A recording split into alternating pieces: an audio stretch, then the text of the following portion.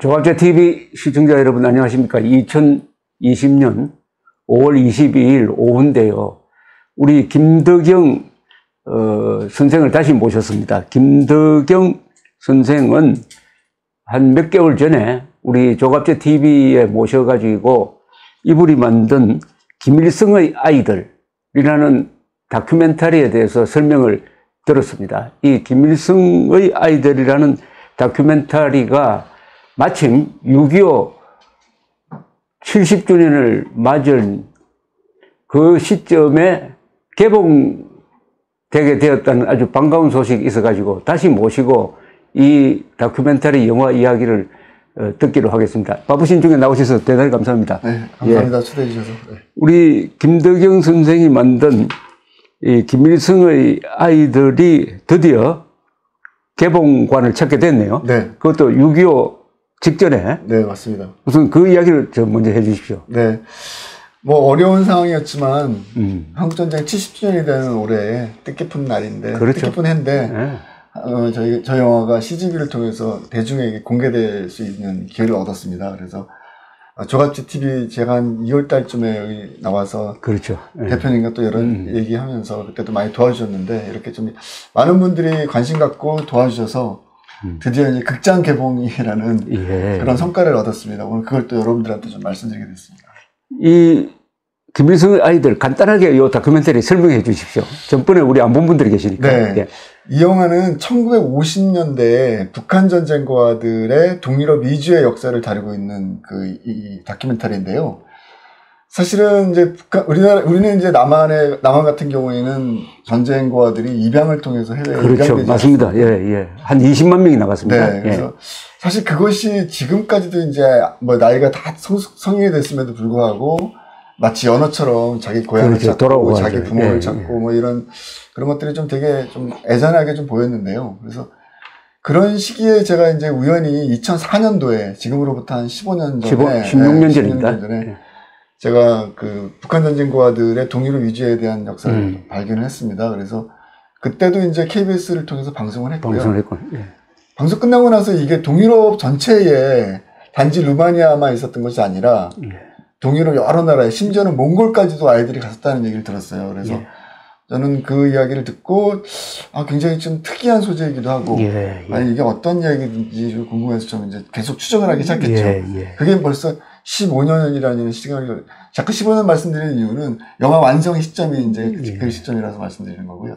작년에 완성이기 때문에. 그러니까 아주 특이한 소재를 잡았는데 아마 세계 최초로 여기에 다큐멘터리 형식의 접근 방법을 선택을 했습니다. 그죠? 네, 맞습니다. 그러니까 이 소재라는 것은 아주 특이합니다. 왜냐하면은 이 북한 고아를 다루고 있습니다. 6.25 전쟁 중에 북한에서도 고아가 생겼죠. 물론 남한에서도 고아가 생겼는데 6.25 전쟁 중에 생긴 북한 고아를 약 10,000명이죠. 네. 비공식 10,000명이라고. 약 10,000명을 김일성이가 동구권 국가로 보내가지고 거기서 교육을 받도록 했습니다. 네. 그런데 말하자면 부모를 다 잃고 동구권에 간 북한 아이들이 거기서 어떻게 지내고 어떤 성장 과정을 거쳤고 해서 또 어떻게 갑자기 다 귀국해 버렸느냐 하는 것을 추적한 겁니다. 그런데 이 사람들을 직접 만나지는 못했죠. 그렇죠. 만나기는 어렵죠. 사실. 그러나 그 사람들이 10,000명이 이동했으니까 남긴 흔적이 있고 이 아이들을 돌봤던 사람이 있고 친구가 되던 사람도 있으니까 그 사람들을 추적해서 만든 겁니다. 그렇죠. 제가 뭐 결론적으로 미리 말씀드린다면은 한 11명 정도의 생존자를 찾았고요. 그 생존자는 이 관련 있는 사람이죠. 그렇죠. 북한 사람들은 아니고 그렇죠. 북한 아이들, 당시에 북한 아이들과 1950년대에 같이 학교에서 공부를 하거나 아니면 아이들을 돌봐줬던 선생님들 이런 분들을 제가 한 11명 정도를 동유럽에서 찾았고요. 그리고 그들이 남긴 어떤 사진 앨범 같은 것들. 사진, 편지. 편지, 이런 것들을 또 발굴을 했고. 뭐 성적표도 있죠. 네. 그 학교 같은 경우에는 아직까지도 성적표가 남아있어요. 근데 거기 안에 굉장히 자세하게 아이들의 뭐 이름, 심지어 아버지 이름, 아버지의 직업, 고향, 이런 것까지 이제 남겨져 있었고요. 사실 제일 중요한 자료는 제가 대표님께서 말씀드린 것처럼 사실은 이제 주인공을 못 찾은 다큐멘터리거든요. 그렇죠. 제가 다큐멘터리 한 30년 했지만 주인공 없는 다큐멘터리는 사실 처음인데 예. 이거는 뭐 여러분도 아시겠지만 뭐 저희가 북한에 들어가서 쉽게 그들은 그렇죠. 찾는 것도 어렵고 입국 자체도 쉽지 않으니까요, 사실은. 근데 다행히도 그들의 존재를 이해할 수 있는 그 단서들을 찾았어요. 그게 뭐냐면 필름도 찾았죠. 35mm 기록 필름들. 그게 이제 기록 루마니아, 뭐 불가리아 이런 곳에서 이제 아주 귀한 거 찾았네. 정말 어렵게 찾은 그 소중한 기록 필름 안에 아이들이 어떻게 생활했는지 그게 아주 생생하게 담겨져 있습니다. 그래서 그런 부분들 하나랑 또 하나 중요한 게 뭐냐면 편지예요. 근데 편지는 북한으로 1956년 이후에 아이들이 이제 돌아가는데 59년까지 그러니까 북한에서 공식적으로 아이들의 편지 서신 왕래를 차단하기 직전인 59년까지 3년 동안 3년간은 아이들이 자유롭게 이 루마니아나 동유럽에 있는 이 선생님들이라든가 친구들하고 편지를 오고 갔네. 거기에 이제 이 아이들의 당시 아이들의 생각이라든가 마음 이런 것들이 담긴 편지들이 이제 오고 그 편지는 어느 문자로 써져 있습니까? 그게 재미난 게요. 아이들이 대략 뭐 평균 한 10세 정도로 보시면 되거든요. 물론 어린 아이도 있고 나이가 많은 아이도 있었지만 이 아이들이 처음에는 언어 문제로 인해 굉장히 고생을 많이 했어요. 적응하는데. 그런데 아이들이 언어 습득력이 빠르잖아요. 빠르죠. 애들 제일 빠르죠. 1년도 안 돼갖고 동유럽 언어를 습득하기 시작하는 거예요. 그러니까 쉽게 말하면 그러니까 루마니아, 불가리아, 헝가리, 체코 다 말이 좀 다르죠. 말이 완전히 다르죠. 스페 나라가 폴란드 이런 식으로. 근데 여기서 한 1년 정도 생활하니까 1년 후에는 애들이 너무 이제 언어가 자유롭게 이제 의사소통이 되는 거예요. 그래서 그것으로 인해서 애들이 쉽게 현지성도 하고 그다음에 친구들도 많이 사귀고 그래서 돌아간 다음에 현지어로 편지를 써요. 현지어로 써요. 루마니아에서 배웠으면은 루마니아어로. 재미난 게 편지에 보면은 아이들이 한글도 씁니다. 한글은 너무 글씨가 삐뚤삐뚤하고 있어요.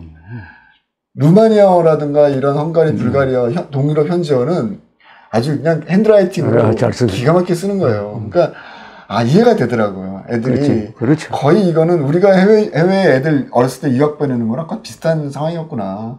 요들 나이로 봐서는 그 교육 과정으로 비교하면 우리나라로 말하면 초등학교가 많았죠? 그렇죠. 제가 얼마 전에 탈북자 한 분과 이제 인터뷰를 하다가 알았는데 사진에 보면은 사진이나 동영상 자료에 보면은 애들이 이 빨간색 그 스카프를 메고 있어요. 그게 9세부터 맨다 그러더라고요. 9살부터. 그러니까 8살짜리는 이 스카프를 매지 못하는 거예요. 근데 거기에 애들 마치 기념식처럼 동유럽의 비슷한 나이 또래 아이들이 북한 아이들한테 스카프를 매주는 장면이 나와요. 그러니까 그거는 일종의 뭐 성인식 같은 건 아니지만 이 아이들이 이제 9살이 돼서 이 붉은색 깃발을 맬 수 있는 자격이 됐다. 이런 걸 갖다 보여주는 어떤 그런 장면이거든요. 그러니까 그게 대략 9살 이후부터 한다고 하더라고요. 그들이. 그런데 그 교육은 누가 시켰어요? 북한에서 교사가 왔습니까? 북한에서 교사가 왔죠. 이게 이제 뭐 위탁교육이라는 형태로 진행이 됐기 때문에 일종의 잠시 맡긴다는 어떤 개념으로 진행이 됐기 때문에 북한에서도 선생님들이 왔어요. 현지로. 확인이 됐습니다. 제가 찾은 것 같은 경우는 루마니아 같은 경우 10여 명 정도의 북한 교사들이 왔고요. 아이들과 똑같이 생활을 했어요. 현지에서. 그럼 그 아이들 감시 감독하는 역할도 했겠네? 그럼요. 그런 것들이 분명히 있었고 그래서 제가 이제 루마니아에서 인터뷰를 한 그 선생님들이나 폴란드 선생님들이 말씀하시길 작은 군대와 같았다. 생활이 굉장히 엄격했다. 그곳에서의 생활이. 그리고 굉장히 사상 통제가 심했고 집단주의. 그러니까 오늘날의 북한의 모습과 똑같이 전혀 다를 게 없는 거예요. 사실은.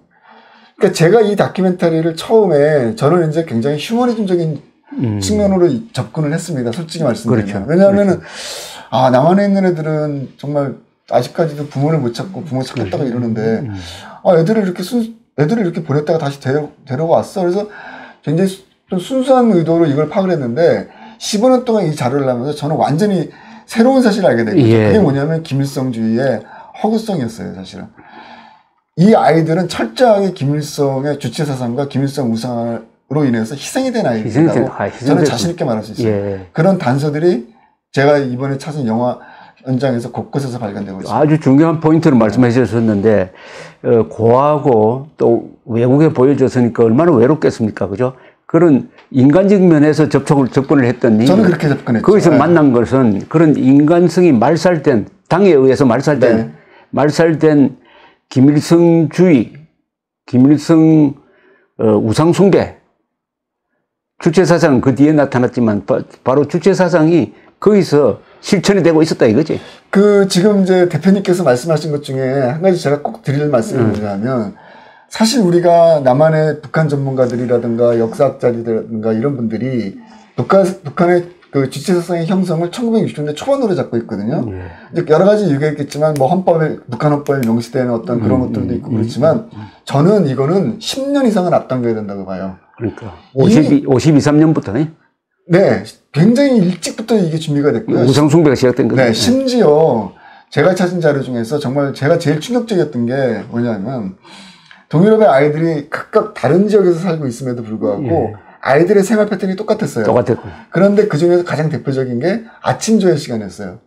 아침 조회. 아침 조회. 아침 조회를 일종의 나름대로 어떤 형식을 갖춰서 진행을 했습니다. 그렇죠. 아이들이. 근데 아침 조회 시간이 애들 기상 시간이 6시예요. 6시고 전에도 말씀드렸지만 간단하게 체조를 한 다음에 이제 그 아침 조회를 하는데 애들이 그 인공기가 이제 개양되는 그걸 그렇죠. 바라보면서 인공기에 대해서 경례를 하고 노래를 하는 이제 그게 이제 모두 똑같은 동유럽 모든 나라에서 똑같은 커리큘럼으로 하는 거지. 모두 똑같이 진행했어요. 그 노래는 무슨 노래예요? 그 노래랑 제가 이제 말씀드린 게 중요한 건 노래가 바로 김일성 창가였던 거예요. 김일성 장군의 노래겠죠. 정식 명칭은 북한에서의 김일성 장군의 노래예요. 장백산 줄기줄기 하는 그 노래. 바로 그 노래예요. 이 노래를 제가 인터뷰한 불가리아 사람들이 아직까지도 할머니 부를 수 있다 이거지. 가사 하나 안 틀리고 똑같이 그렇지. 워낙 자주 들었으니까. 지금 말씀하신 제 얘기가 그거예요. 그러니까 그러니까 한국말을 전혀 못하는 불가리아 노인들이 어떻게 60년이나 지난 지금 시점에까지도 노래를 가사 하나 안 틀리고 멜로디 하나 안 틀리고 부를 수 있는가? 이거는 당시에 애들이 얼마나 많은 노래를 불렀다는 것을 갖다가 간접적으로 증명하고 있는 거거든요. 그렇죠. 거의 매일 불렀다고 해요. 그러니까 제가 이 다큐멘터리가 마치 퍼즐 찾기 같은 거였었거든요. 왜냐하면 너무 시간이 오래됐다 보니까 자료를 찾는 게 쉽지 않았고 객관적으로 증명하는 게 쉽지 않았는데 결국은 취재를 다 마친 다음에는 이 모든 퍼즐이 맞춰지는 거죠. 동유럽 5개 나라에서 동유럽 5개 나라의 각각의 증언과 객관적인 자료들 이런 것들이 딱 맞춰지는데 그게 가장 중요한 것 중에 하나가 김일성 우상화였다는 거죠. 알겠습니다. 그럼 그걸 뒷받침하는 동영상이 있습니까? 제가 이번에 발굴했죠. 그 어떤 겁니까? 설명 좀 해주세요. 그게 바로 지금 말씀드린 것 아침 조회 시간에 애들이 기상을 한 다음에 간단히 아침 체조를 하고 다 같이 모여갖고 경례를 해요. 그 오디오도 있어요? 그럼요. 이렇게 오디오도 있어요? 오디오 있죠. 좋네요. 그런데 이제 뭐랄까 깃대에다가 이제 인공기를 개양을 합니다. 근데 그 인공기가 기가 막힌 게 그 인공기에 김일성의 얼굴이 새겨져 있는 거예요. 그때부터 완전히 1인 숭배네. 저는 세계 아시겠지만 우리 대표님도 수많은 독재자들이 있었고 국기에 지 얼굴 얹는 사람 더더군다나 살아있는 1950년대 시점에 그러니까 그 자신의 얼굴을 국기에다가 새겼다는 거는 얼마나 강도 높게 김일성 우상화 작업이 동유럽 현지에서 북한도 아니고 맞습니다.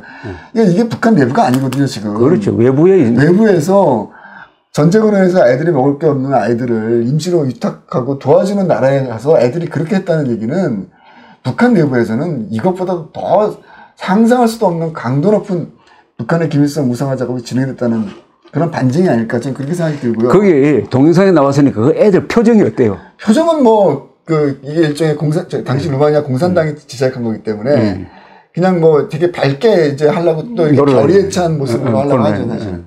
그러니까 그런 애들의 속내를 갖다가 이렇게 하는, 왜냐하면 그 당시에 프로파간다였기 때문에 그런 이미지는 없는데요. 흑백이죠. 그렇죠. 근데 재미난 거 하나만 더 말씀을 드린다면은 지금 이제 애들이 모두 동유럽 5개 나라에서 이 셀레모니, 그러니까 이 아침 조회를 하는데 노래를 불렀다 그랬잖아요. 김일성 장군의 노래를. 근데 이 노래가 만들어진 시점이에요. 이게 1947년입니다. 지금. 이게 제가 얼마 전에 자료를 찾아봤는데 북한에서 얘기하는 거니까 맞을 거예요. 47년도에 이 노래를 만들었다는 거예요. 그러면 우리가 한번 좀 생각을 해봐야 될 부분이 있는 게 빨리 만들었네. 47년이면 아직 북한에서 저거 말대로 건국하기 전이라고. 그럼요. 그리고 당시 이제 김구 선생 같은 분은 이게 38선을 베고 내가 죽을지언정 남과 북이 분단돼서는 안 된다라고 생각하면서 끊임없이 남한과 북한의 지도를 설득하면서 다녔던 시점이 47년도거든요. 그렇죠. 근데 그 시점에 김일성 장군의 노래가 지금 만들어졌다는 거예요. 그럼 이건 우리가 어떻게 이걸 해석해야 되겠는가. 근데 한 가지만 더 말씀을 드리자면 이것도 이제 탈북자들의 인터뷰를 통해서 알게 됐는데요. 이 노래가 아직까지도 북한에서는 가장 중요한 노래라고 합니다. 물론이죠. 네. 노래가 부르기가 쉽고 네. 남한에서 왜 이 노래를 많이 아느냐 하면은 6.25 때 남한을 점령하고 나서 제일 먼저 이 노래를 가르쳤거든. 한국 사람들한테. 그렇죠. 남한 사람들. 애들 불러가지고 애들. 그러니까 그때 학교 다니는 애들 다 불러가지고 이 노래부터 가르쳐 놓으니까 그걸 한번 불렀던 사람들은 지금도 한국에서 기억하고 있는 사람 많다니까. 그럼 연배가 좀 있으신 분들은 당시 6.25 때 내 또래 그런 분들은 이상 되면 다 기억하죠. 이 노래를 기억하시겠네요. 나는 이제 나도 점령지에 있었지만은 나는 내 총구석에 있었으니까 학교에는 안 갔는데 학교 간 사람들은 다 이 노래 배웠어요. 이 노래가 상당히 경쾌하고 좋아요. 네, 맞아요. 아주 단순하고. 네. 네. 자, 그런데 지금 말씀하신 걸 정리하면 이겁니다. 그러니까 북한이 전쟁과를 외국에 보내가 위탁 교육시키면은 보통 같으면은 좀 저자세가 되는데 이건 저자세가 아니고 외국에 보내놓고도 그렇죠. 자기들 그렇죠. 교사들 네. 다 파견해가지고 그렇죠. 북한식으로 통제를 했다는 거예요. 북한식으로 통제를 했는데 그 통제의 방식이 김일성 우상화였다는 거예요. 그렇죠. 이게 바로 주체사상의 출발점이라는 건데 그렇다면은 북한의 주체사상은 김일성 등장 이후부터 계속된 거예요. 그렇죠. 네, 계속된 거고 갑자기 무슨 종파투쟁 해가지고 실권을 잡은 뒤에 한 게 아니라고. 그건 뭐냐면은 이 북한이라는 체제의 출발점이 김일성이라는 가짜에서 출발했거든. 네? 김일성 가짜 아닙니까? 그러니까 김일성 가짜를 키워내려면은 김일성을 조작을 해야 돼. 신화를 만들어야 돼. 그래가지고 소련군이 북한을 해방시켰다고 하지 않고 김일성이가 부하들 데리고 와서 해방시켰다고 네. 가짜로 만들어 놔놨으니까 그걸 뒷받침하려면은 계속 거짓말을 해야지. 네. 그런데 한 10,000명 정도가 외국에 나갔으니까 요 사람들이 또 진실을 알까 싶어가지고 통제를 했다는 거지. 지금 이제 저는 이제 북한 문제 전문가가 아니기 때문에 그러니까 대표님 말씀하신 부분은 제가 스스로 검증할 수 있는 능력은 없고요. 근데 제가 취재한 부분에 있을 만큼 명확하게 말씀드릴 수 있는 게 이 동유럽에서의 북한 전쟁과들에 대한 교육 방식이라든가 이후에 56년도 이후에 진행됐던 여러 가지 사건들은 딱 하나의 지점으로 모아집니다. 김일성 우상화예요. 우상화죠. 그렇지. 김일성 우상화고 이 김일성 우상화가 결국 그렇기 때문에 북한 체제에 있어서는 가장 골간을 이루는 본질이라는 것이죠. 네, 그렇지. 그런데 흥미로운 거는 이 김일성 우상화 정책과 주체 사상의 강화, 외국인 배척운동, 그리고 북한 내에서 우리가 잘 모르는 수멸주의 이 네 가지의 축이 동유럽에서 곳곳 역사적인 객관적 자료로 등장하고 있다는 것이죠. 그렇지. 이것을 발견한 게 사실은 이번 다큐멘터리 영화에서 어떻게 보면 가장 중요한 포인트 중에 하나입니다. 그렇습니다. 왜냐하면 이거를 북한 내부에 들어가서 취재하기도 어렵고 네. 그래서 마치 북한이라는 체제를 우리가 쉽게 접근할 수가 없지 않습니까? 들어간다 하더라도 친북적인 인사들만이 그렇죠. 이렇게 쉽게 적어되지 솔직히 말해서 우리가 얘기하는 자유로운 언론 그다음에 객관적인 보도 이런 것들은 거의 불가능한 상황이거든요. 근데 마치 이게 튀어나온 것 같은 느낌이 들어요. 그러니까 빙산의 일각. 그렇죠. 그 빙산의 일각의 한 부분이 튀어나온 거죠. 동유럽이라는 곳으로. 그럴 수밖에 없는 상황이었고. 그래서 이거를 잘 보면 북한의 주체사상과 김일성주의가 어떻게 형성되어 왔는지를 제대로 인식할 수 있는. 그러니까 휴머니즘적으로 접근을 하면은 아주 따뜻한 드라마가 만들어졌을 텐데. 그렇죠. 이게 거기 가보니까 휴머니즘은 없고 완전히 이 김일성 우상화의 로봇이 된 아이들만 거기 있었던 거지. 되게 중요한 포인트입니다, 지금 그 부분이. 제가 그것 때문에 이 다큐멘터리가 15년이 걸렸어요. 그러니까 역사성이 있어요. 네, 그러니까 휴머니즘을 발견하지 못했는지 모르지만은 역사적 의미는 그러니까 발견했다. 제가 좀 정리를 해드린다면은 휴머니즘이 존재를 해요. 근데 그렇죠. 휴머니즘은 어디서 존재하냐면 정확히 말씀드린다면은 동유럽에 있는 교사와 친구들과 그렇죠. 북한 아이들 사이에서 휴머니즘이 존재를 해요. 존재하지. 그들 사이에 있어서는 굉장히 광범하고 그렇죠. 굉장히 뿌리 깊은 인간적인 교감이 있었다는 것이죠. 그렇다면 이 교감이 이 순수한 인간적 교감이 왜 방해가 되고 이 교감이 차단이 지속도 안 됐지. 그것이 1950년대 북한이 처한 특수한 상황이거든요. 그렇죠. 아시는 분은 아시겠지만 56년도에 헝가리에 시민혁명이 일어나고 그렇죠. 스탈린이 53년도에 사망한 이후에 후르츠초프가 56년도부터 격화운동 제20차 그렇죠. 제20차 소련 공산당 그 대회를 열면서 본격적으로 스탈린에 대한 반기를 들이기 시작하는 그렇죠. 거죠. 일종의 이제 1인이 지배하는 공산당은 잘못된 것이다. 그렇죠. 스탈린 때 뭐 수백만 명이 처형당하고 수청당하지 않았습니까? 1930년대. 그래서 그거를 완전히 뒤바뀌는 거죠. 그러다 보니까 동유럽 곳곳에서 자유화의 물결이 벌어지기 시작한 그 틈 때문에. 근데 재미난 거는 헝가리 혁명이 1956년 가을이 56년 10월에 일어나죠. 여기에 애들이 가담을 하기 시작하는 거예요. 동유럽에 있던 아이들이. 근데 그 기록이 있어요? 그 기록이 있어요. 네, 폴란드 같은 경우에서 나오고요. 어떻게 한번 설명해 보세요. 그 그러니까 이제 그 폴란드에서 찾아낸 기록은 그 몇몇 아이들이 탈출을 했다. 기숙사를 탈출을 했다. 그리고 애들이 자유를 향해서 그 망명을 신청하는 거, 프랑스 대사관이라든가 미국 대사관 같은 곳에서도 망명을 신청하고, 그 다음에 몇몇 아이들은 국경 검문소에서 검문이 됐다. 검문이 됐으니까 기록이 남아있을 거 아니에요. 그렇죠, 애들이. 그렇죠. 근데 그 기록에 보니까 아이들의 주소가 폴란드 뿌아코비체라는 거죠. 그런데 1956년도에 폴란드 뿌아코비체, 제가 뿌아코비체를 갔다 왔습니다. 바르샤바도 아니고 뿌아코비체는 굉장히 시골이에요. 시골이다. 그리고 굉장히 은폐된 지역이에요. 거기에 북한 아이들이 더더군다나 10대 아이들이 생활했다는 거는 사실은 그 일반 아이들이 갔다는 건 말이 안 되는 거고요. 당시 1,400명 정도의 아이들이 폴란드 아이들이 뿌아코비체에 살았었거든요. 북한 1,400명의 북한 고아가 폴란드에 있었죠. 그렇죠. 그 지역이 바로 뿌아코비체라는 곳이었는데 2명의 아이들이 검거되고 나서 북한 정보원에게 인계가 됩니다. 그런 과정에서 이제 기록이 남잖아요. 어디서 얘네들이 살았고 이런 것들이. 거기에 얘네들의 그 생활 장소, 주소가 폴란드 뿌아코비체로 기록이 되어 있다는 거죠. 예를 들면. 그럼 우리가 유추해 볼 수 있는 거죠. 유추해 볼 수 있지. 그 중에 몇몇 아이들이 탈출을 했다. 그리고 헝가리 대사인 지금 초모세 씨가 쓴 책에도 아주 자세하게 나와요.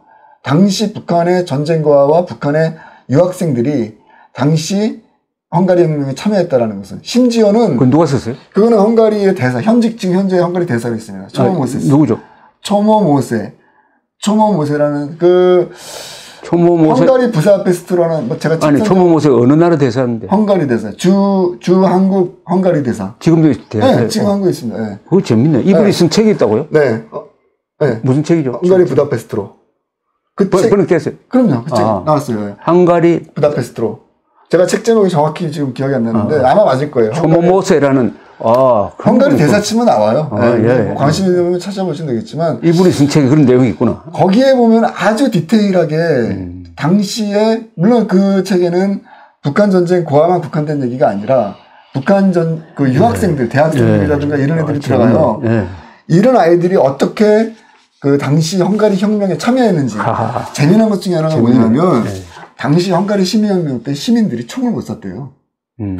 헝가리 사람들이 총을 못 쐈답니다. 그거 이상하네. 왜? 그러니까 훈련되지 않은 사람들이니까요. 그래요?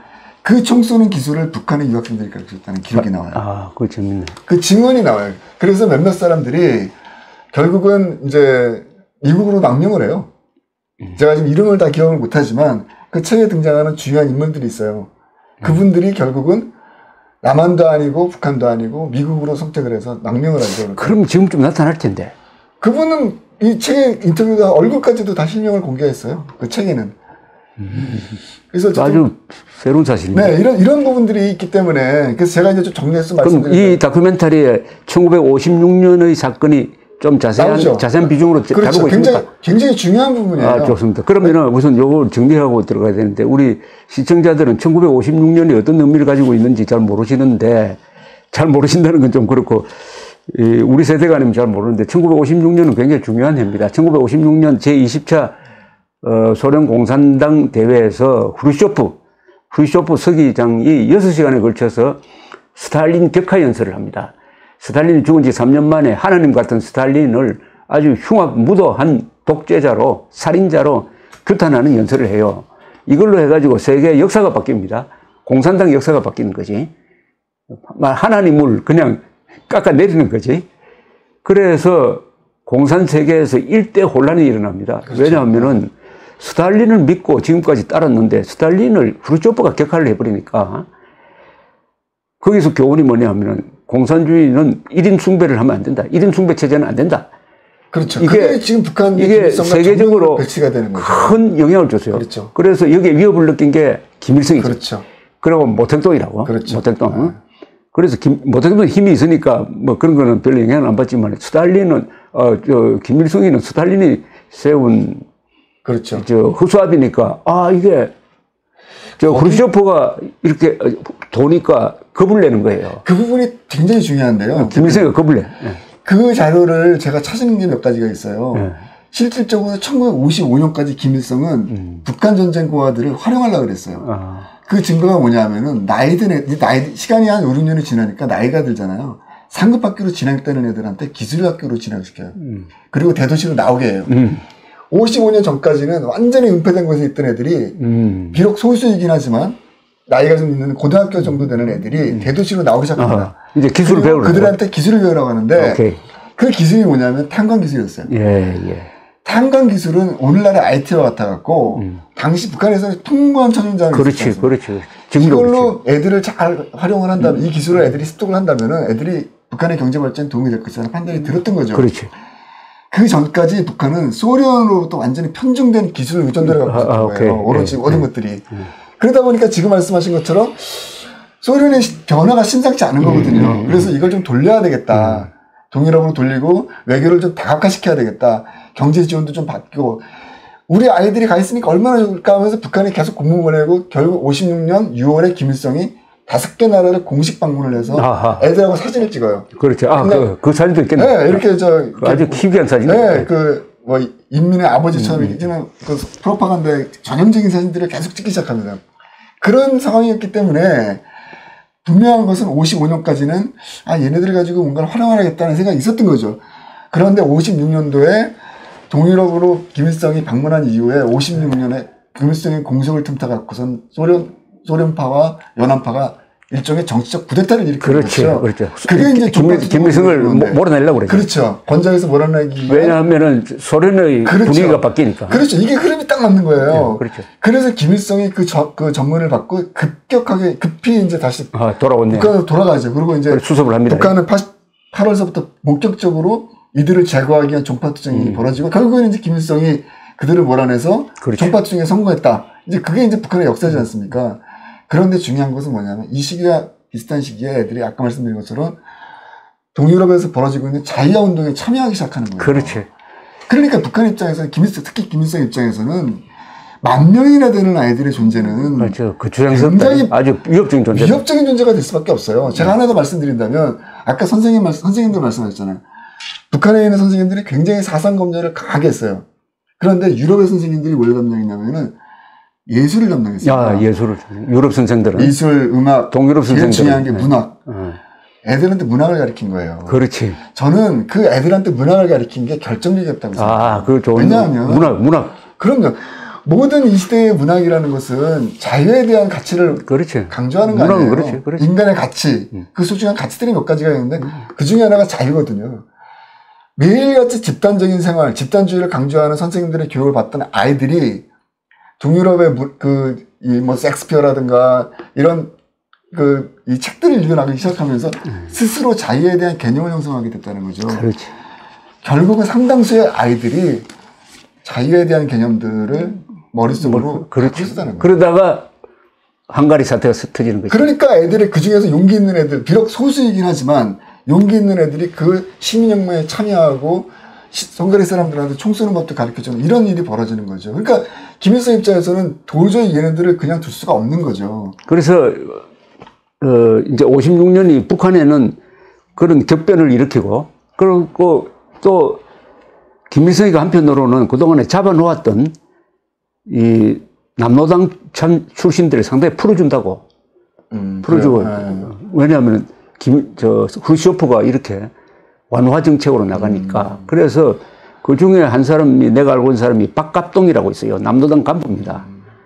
박헌영 밑에 있었던 사람인데 이 사람은 풀려나요. 그래가지고 중국으로 탈출한다고. 그래서 그때 일본으로 갔는데 박갑동 씨가 나를 만나면은 나는 후르쇼프 덕분에 살았다고 이랬다고. 유화정책 때문에 살았다. 일시 유화정책이가 북한도 일시 유화정책 펴요. 그러다가 이제 다시 경화되는데 헝가리에서는 무슨 일이 일어났냐 하면 역시 후르쇼프가 시작한 이런 일종의 이 정책을 뭐라고 했지? 일종의 햇볕 정책이라고 저게.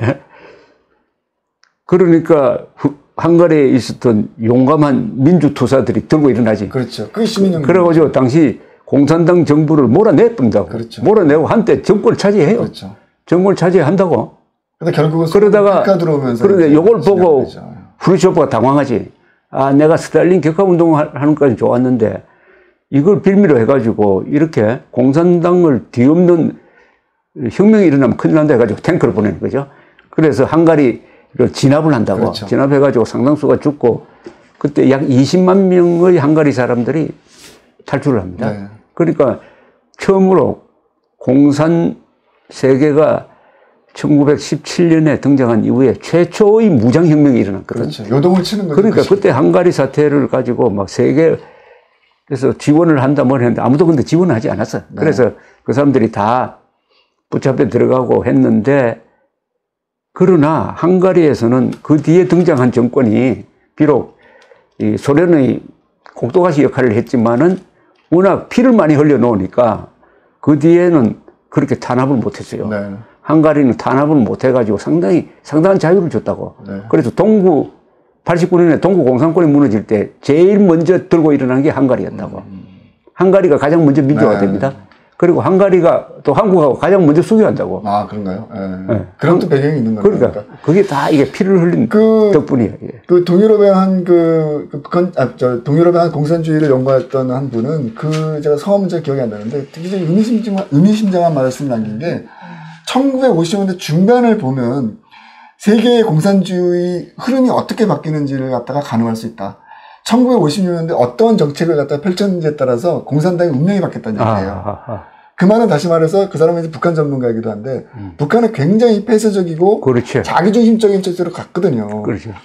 그러다 보니까 오늘날과 같은 이 폐쇄적이고 비정상적인 체제가 계속 강화가 되는 거죠.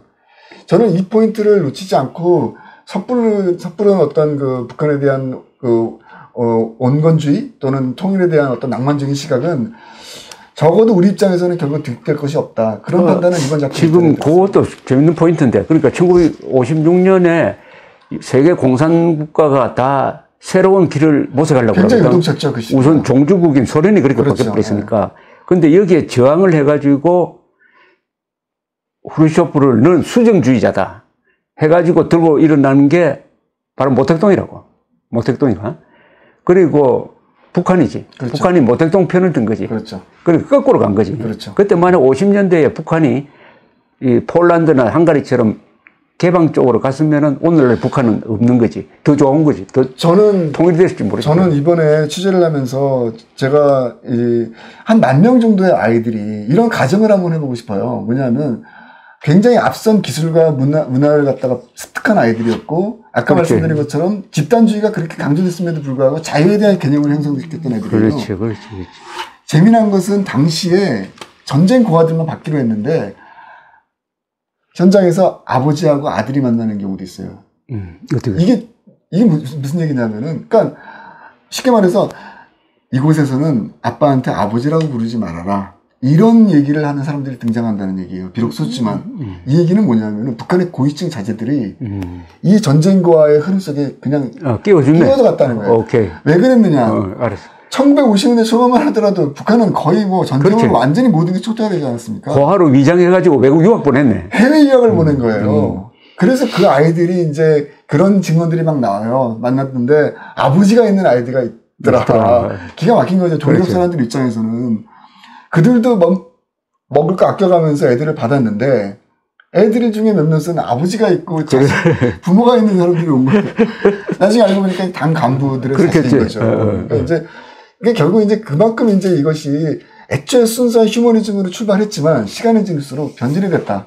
그렇죠. 그 얘기를 꼭 드리고 싶은 거죠, 제 입장에서는. 자, 그래서 일시에 귀국시키는 겁니까? 그렇죠. 언제죠, 그게? 56년도에 이제 이런 사태들이 벌어지면서 본격적으로 50년 말부터 애들이 송환 준비가 시작이 되고요. 56년 말부터. 57년, 58년, 59년이 3년을 거쳐서.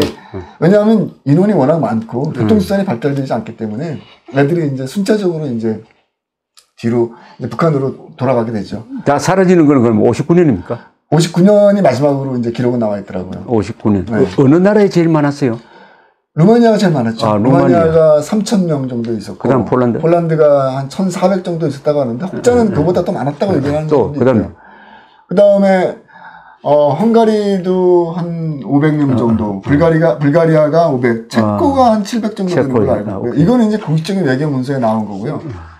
그거 말고도 이제 비공식적으로 한 10,000명 정도를 추산하고 있습니다. 지금 동유럽의 역사학자들 입장에서는. 자, 그 다음에 돌아가고 나서도 몇 년 동안은 계속 편지가 왕래가 있었습니다. 50년까지는 왕래가 있었죠. 그러다가 그마저 딱 끊어져 버리는 그렇죠. 거죠. 요것에 대해서 좀 설명을 드린다면 아이들이 돌아가는 과정도 굉장히 재밌는 게 당시에 아이들이 대부분 기차를 타고 돌아갔습니다. 올 때는 똑같은 거죠. 시베리아 횡단 열차를 타고 왔는데 한 10일 정도 걸렸다고 해요. 애들이 올 때는 뭐 마룻바닥에서 자고 그랬대요. 좌석이 없어갖고. 그렇겠지. 돌아갈 때도 거의 비슷한 상황으로 돌아갔는데 제일 중요한 게 뭐냐면은 이거는 이제 폴란드와 루마니아에서 발견된 증언이에요. 편지 속에 등장하는 편지 속에 등장. 아이들의 편지. 북한을 돌아간 다음에 아이들로부터 편지를 받은 폴란드와 루마니아 사람들의 증언인데 애들이 기차가 시베리아 횡단 열차가 중국과 북한의 국경을 통과하자마자 애들을 2명, 3명 단위로 흩어뜨렸다는 거예요.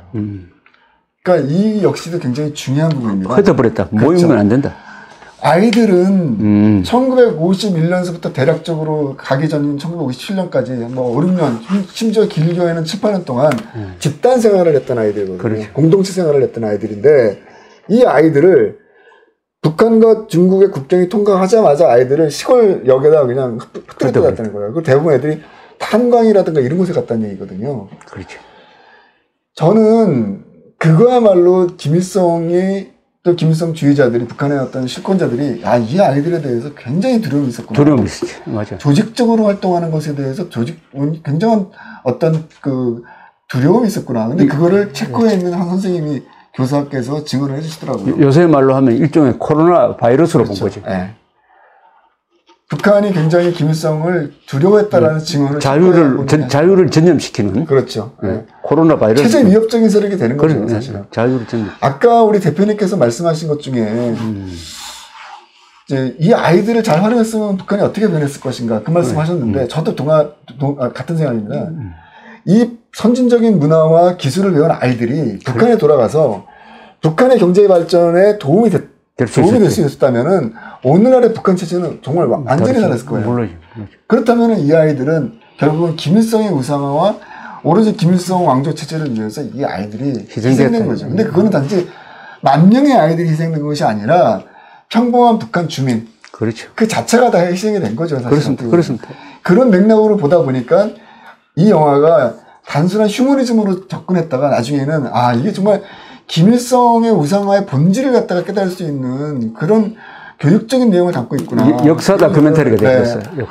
휴먼 드라마가 역사 다큐멘터리이기 때문에. 그래서 그런 결론을 도달하게 됐습니다. 근데 어쨌든 영화는 굉장히 휴머니즘적인 바탕을 깔고 있기 때문에. 근데 아주 슬픈 이야기인데, 자, 돌아가고 편지 왕래가 있다가 편지 왕래마저 끊어져 버렸다. 그렇죠. 그다음부터는 이제 기억만 가지고 있는 동구권 사람들만 남았다. 그죠? 그렇죠. 그 사람들 찾아 나선 겁니다. 그죠? 그렇죠. 그런데 10명을 만났다는 거지. 11명, 정확히 11명을 만났어요.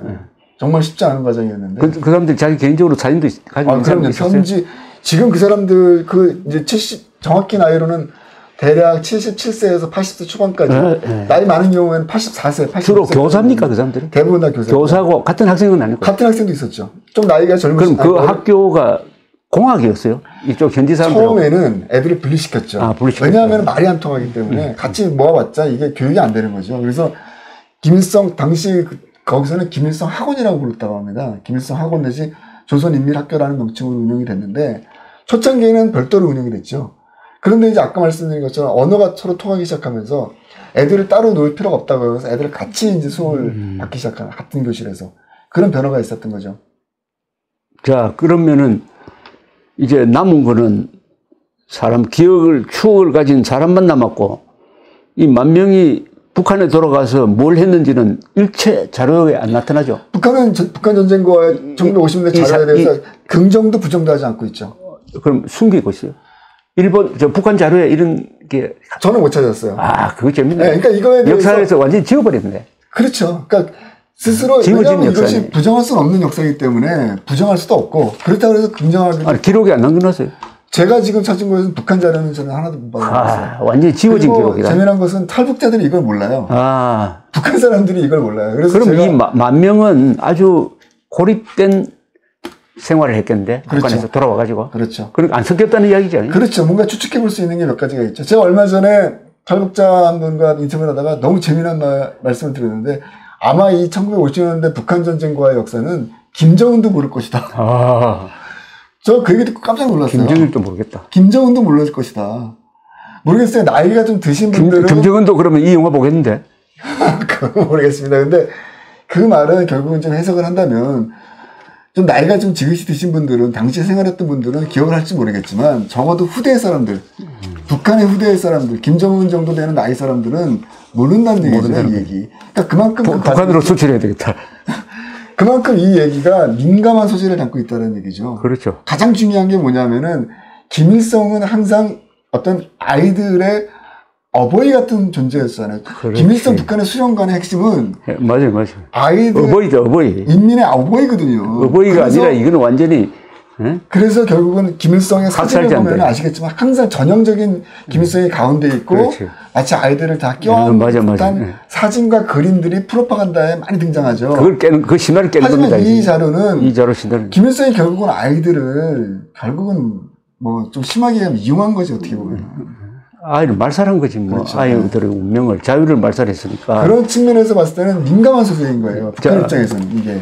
자, 그 영화 개봉관 뭐 이런 거 좀 안내를 해주세요. 그래서 지금 이제 6월 25일 날 개봉이 되고요. 6월 25일에 딱 네. 됩니까? 네. 그래서 이제 지금 이제 조각제 TV 많은 시청자분들께 뭐 간곡히 부탁드리지만 입소문을 좀 내야지. 네, 이게 이제 굉장히 어렵게 개봉이 됐습니다. 뭐 아시다시피 한국 상황에서 지금 이런 영화가 개봉된다는 것 자체는 정말 기적과 같은 일이었고요. 뭐 더더군다나 이렇게 CGV 같은 이런 공개적이고 대중적인 어떤 극장에서 배급을 한다는 것 자체가 쉽지 않은 결정이었는데 어쨌든 저희가 현재 국제영화제, 뉴욕영화제나 프랑스 니스 영화제 같은 곳에서 9개 국제영화제에 지금 본선에 올라가 있어요. 와, 일본까지 포함해서. 잘 됐네요. 필름 다 보냈어요? 네. 그래서 결국은 이제 이게 어느 정도 작품성을 좀 인정받고 공감할 수 있는 내용이 있기 때문에 국제영화제들이 그렇죠. 저희 영화를 이렇게 본선에 진출한 것이 아닌가. 주제가 기가 막힌 네. 주제니까.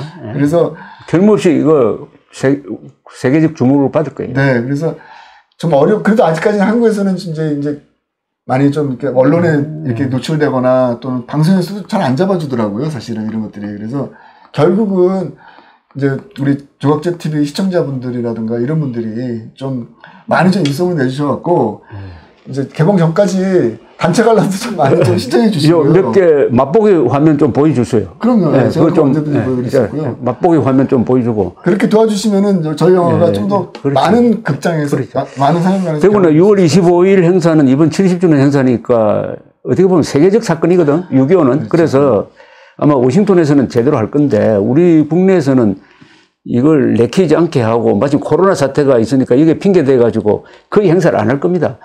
6.25와 관련되어서 제일 의미 있는 행사가 나는 이 영화 개봉이라고 생각합니다. 이 영화 개봉이에요. 그리고 이 영화 개봉은 단순하게 과거의 완료형이 아니라 지금 현재 진행되는 과거 완료형이 아니라 현재 진행형인 자료이고 이건 북한에도 영향을 주는 것이기 때문에 이걸 꼭 입소문을 내가지고 김일성의 아이들입니다. 김일성's children 이 영화를 꼭 보기 전에 막 입소문을 내야 됩니다. 좋은 네. 영화는. 제가 대표님 한 가지만 한 1분 정도만 시간 주시면 말씀하세요. 제가 이 영화적 소재, 역사적 소재를 15년 동안 이렇게 포기하지 않고 물고 올 수 있었던 이유 중에 또 하나 중요한 이유가 있습니다. 그게 뭐냐면은 제가 동유럽에서 만났던 여러분들과의 약속이에요. 아, 약속인데? 그분들이 저는 굉장히 놀랐는데 그분들이 지금 연세가 다 지긋하신 분들이거든요. 거의 80에 가까우신 분들인데 인터뷰를 하시는데 아직까지도 북한 친구들의 이름을 기억을 하고 있어요. 네, 그리고 그들의 모양, 그 얼굴 생김새, 그들의 머리카락, 그들의 특징, 마지막 날 헤어지면서 나눴던 이야기 이런 것들을 아주 생생하게 기억을 하고 계신 거예요. 그러면서 마지막에 다 모든 분들이 말씀하시기를 꼭 다시 한번 만났으면 좋겠다. 예.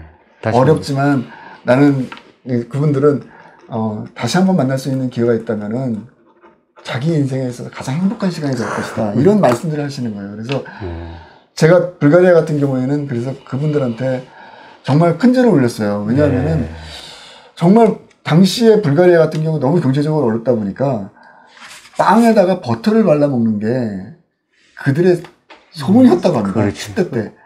그 한마디면은 당시에 불가리아 사람들이 얼마나 힘들게 살았는지 알 수 있거든요. 그런 상황에서도 아이들을 받아서 같이 도와주면서 살았던 거거든요. 작은 공동체가 이루어진 거거든요. 근데 이것이 어느 한 순간 정치적인 이유로 인해 갖고 애들이 갑자기 송환되어 마치 그러니까 이별할 수 있는 어떤 시간적 여유도 없이 그냥 강제로 이별이 된 거예요. 김일성 하나를 위해서. 그렇죠.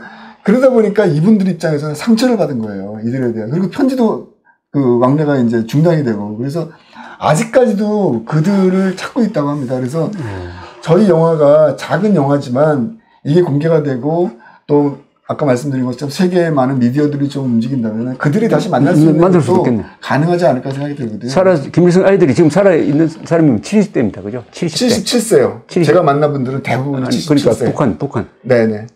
그리고 그 사람들이 기억하는 북한의 아이들은 어떤 모습입니까? 뭐 여러 가지가 있는데 일단은 마지막 날 헤어지면서 코스가에 앉아갖고서는 다시 꼭 만나자 우리. 그리고 언제까지나 너를 이제 친구이자 또는 그 우정의 증표로서 간직하겠다. 뭐 그런 사람도 있었고요. 폴란드 오트부츠크에 있는 한 교사분은 그분은 이제 80이 좀 넘으신 분인데 김영학이라는 분을 찾고 있더라고요. 김영학. 네, 아주 성명을 이름까지 정확히 기억하시는데. 김영학. 그러면서 김영학을 만나게 된다면은 너무 좋겠다. 하지만 만약에 만날 수 없다면은 내 메시지를 전달해 달라. 그러면서 하신 말씀이 김영학은 자기 인생에서 최고의 학생이었다고 합니다. 저 학생이네. 네. 김영학이라는 최고의 학생. 네, 그래서 그분 말씀은 너는 내 인생에서 최고의 학생이다. 그러니까 아주 멋진 말이네. 최고. 너는 나의 인생에서 최고의 학생이었다. 그렇기 때문에 어려운 상황 속에서도 굴하지 말고 좌절하지 말고 열심히 살아라. 근데 정말 마음 아프더라고요. 그런 얘기 들으니까. 하여튼 김일성의 아이들 많이 보기 운동을 합시다. 감사합니다. 네, 감사합니다. 네.